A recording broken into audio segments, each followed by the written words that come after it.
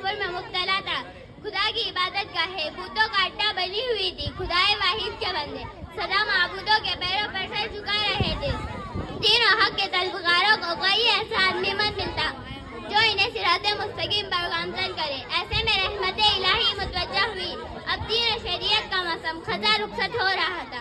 موسم بہار آیا. ایسان بان کے ساتھ چمنستان عالم گلے گلزار ہو گئے. شریعت حق کی خوشبو جہاں دانگے عالم میں پھیلنے لگی.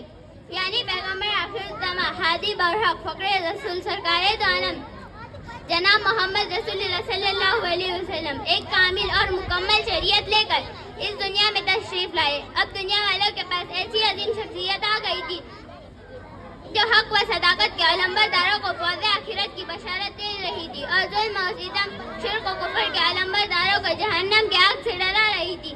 اب ایک ایسا انسان اس دنیا میں آ گیا تھا جو انسانی پیکر میں ہوتے ہوئے بھی سراپا اصلی تھا.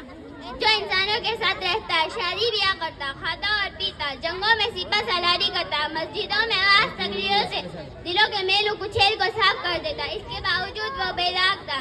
اس کی کردار کے خلاف نہ کسی کی انگلی اٹھتی اور نہ ہی اٹھ سکتی تھی.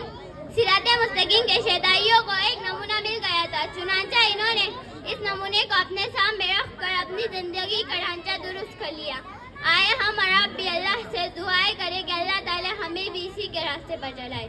کہ محمد سے وفا تونے تو ہم تیرے ہیں. کہ محمد سے وفا تونے تو ہم تیرے ہیں.